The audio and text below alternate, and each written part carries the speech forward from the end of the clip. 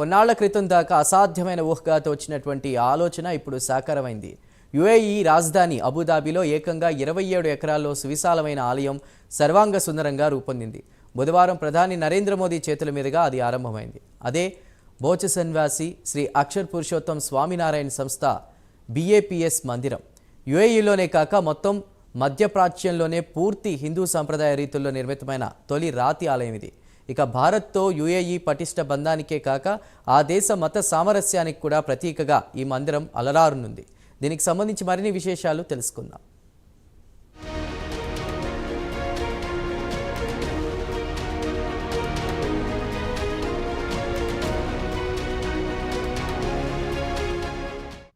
అబుదాబిలో 27 ఎకరాల సువిశాలమైన స్థలంలో బాబ్స్ మందిరం ప్రధాని నరేంద్ర మోదీ చేతుల మీదుగా ప్రారంభమైంది. ఈ ఆలయ ప్రత్యేకతలు అన్నీ ఇన్ని కావు. దాదాపు 30 లక్షల దాకా భారతీయులున్న యుఏఈలో ఆలయాలు లేకపోలేదు. దుబాయ్లో ఇప్పటికే 2 హిందూ దేవాలయాలు, ఒక సిక్కు గురుద్వారా ఉన్నాయి. అయితే అవి చూసేందుకు విల్లాల మాదిరిగా ఉంటాయి. యుఏఈలో మొత్తం పూర్తి హిందూ శైలిలో రూపొందిన తొలి ఆలయం బాబ్స్ మందిరమే. ఇది దుబాయ్ అబుదాబి హైవే సమీపం వద్ద 27 ఎకరాల్లో నిర్మితమైంది. దీని నిర్మాణానికి 700 కోట్ల రూపాయలు ఖర్చయింది. మొత్తం నిర్మాణం బాబ్స్ సంస్థ కనుసన్నల్లో జరిగింది. 108 అడుగుల ఎత్తు, 262 అడుగుల పొడవు, 180 అడుగుల వెడల్పుతో మొత్తం 55,000 చదరపు మీటర్ల వైశాల్యంలో ఆలయం రూపుదిద్దుకుంది.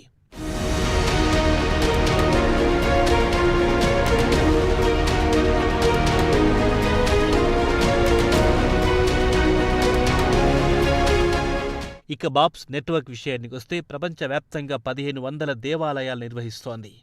వాటిలో న్యూఢిల్లీలోని అక్షరాధామ్ టెంపుల్తో పాటు గాంధీనగర్లో నిర్వహిస్తోంది. కాగా London, Houston, Chicago, Atlanta, Toronto, Los Angeles, నైరోబిలో స్వామినారాయణ టెంపుల్స్ నిర్వహిస్తోంది. ఇవే కాకుండా 3850 సెంటర్స్తో పాటు ప్రతి వారం ప్రపంచవ్యాప్తంగా 17,000 అసెంబ్లీలను కూడా నిర్వహిస్తోంది.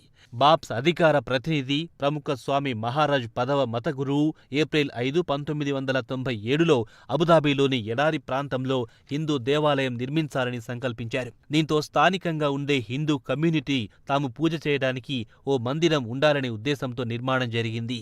కాగా యుఏఈలో సుమారు 33 లక్షల మంది భారతీయులుంటే సుమారు 150 నుంచి 200 కుటుంబాలు బాబ్స్ స్వామి నారాయణ భక్తులున్నారు.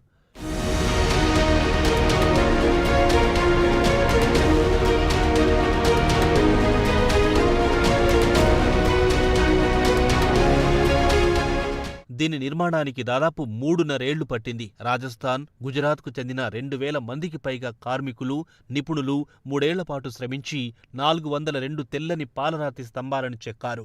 ఆలయ నిర్మాణంలో స్టీల్, కాంక్రీట్, సిమెంట్ ఏమాత్రం వాడలేదు. అయోధ్య రామాలయం మాదిరిగానే అత్యాధునిక సాంకేతిక పరిజ్ఞానం సాయంతో రాళ్ల వరుసలను నేర్పుగా పరస్పరం కలుపుతూ పోయారు. ఆలయ నిర్మాణంలో ఉపయోగించిన పాలరాతి తదితరాలను పూర్తిగా రాజస్థాన్లోని భరత్పూర్ నుంచి, శిల్పాలను బిల్వారా నుంచి తెప్పించారు. లోపలి నిర్మాణాల్లో ఇటాలియన్ మార్బుల్ వాడారు. మందిరపు పునాదుల్లో 100కు పైగా సెన్సార్లను కూడా ఏర్పాటు చేయడం విశేషం. భూకంపాలతో పాటు ఉష్ణోగ్రత, ఒత్తిళ్లు తదితరాల్లో మార్పులను ఇవి ఎప్పటికప్పుడు పట్టేస్తాయి.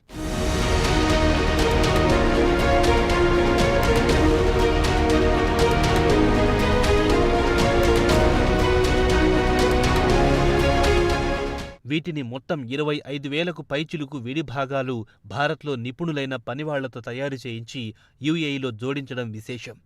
ఆలయ కాంప్లెక్స్లోని ప్రార్థనా మందిరం, సందర్శకులకు కేంద్రం, థిమాటిక్ గార్డెన్లు, గ్రంథాలయం, గ్యాలరీ, ఎగ్జిబిషన్ సెంటర్లు, ఏకంగా 5,000 మంది పట్టే 2 కమ్యూనిటీ హాళ్లతో పాటు ప్రత్యేకించి పిల్లల కోసం ఆట స్థలం కూడా ఉన్నాయి. మందిరం ప్రారంభోత్సవంలో పాల్గొనాలనుకునే వారి కోసం ఆన్లైన్ రిజిస్ట్రేషన్ పోర్టల్ ప్రారంభించారు. సోమవారం ఆలయంలో యజ్ఞం నిర్వహించారు.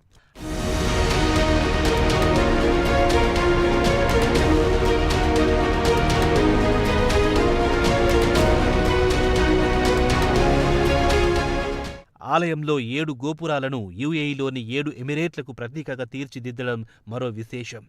రామాయణ ఇతివృత్తాలను ఆలయ గోడలపై అందంగా చెక్కారు. ఆలయం బయట గోడలపై ప్రపంచ ప్రసిద్ధి నాగరికతలన్నింటినీ చక్కగా చెక్కారు. తద్వారా ఈ ఆలయాలన్నీ మత సామరస్యానికి ప్రతీకగా తీర్చిదిద్దారు. భక్తులకు బస తదితరాలు ఆలయ సమీపంలో భవనం కూడా ఏర్పాటయ్యింది. దీన్ని అరేబియన్, ఇస్లామిక్ వాస్తు రీతులో నిర్మించడం విశేషం.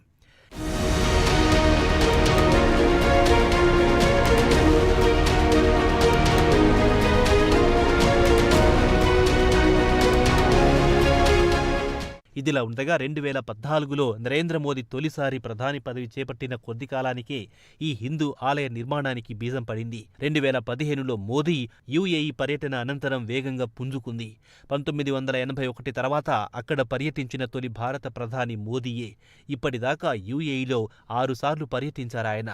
తాజాగా 7వ పర్యటనలో ఉన్నారు. 2015 పర్యటన సందర్భంగా యుఏఈ యువరాజుగా ఉన్న షేక్ మహమ్మద్ బిన్ అల్ జాహెద్ అల్ న్యాహాన్తో పలు అంశాలపై మోదీ లోతుగా చర్చలు జరిపారు.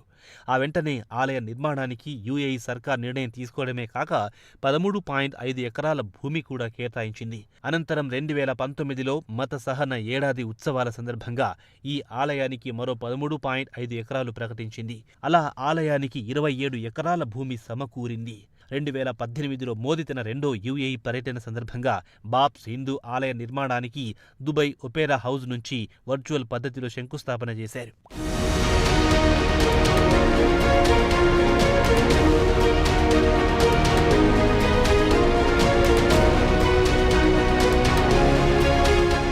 కాగా మొత్తం 27 ఎకరాలు విస్తరించి ఉన్న ఈ దేవాలయంలో 13.5 ఎకరాల్లో టెంపుల్ కాంప్లెక్స్ ఉంటే మరో 13.5 ఎకరాల్లో కార్ పార్కింగ్ కు కేటాయించారు. సుమారు 1400 కార్లు, 50 బస్సులు పార్కింగ్ చేసుకోవచ్చు. అయితే ఈ దేవాలయంలో ప్రవేశించడానికి అందరూ అర్హులే. ప్రపంచవ్యాప్తంగా ఉండే బాబ్స్ టెంపుల్స్ మాదిరిగానే ఇక్కడ కూడా ప్రతి ఒక్కరూ దేవాలయంలోకి వెళ్లడానికి అర్హులే.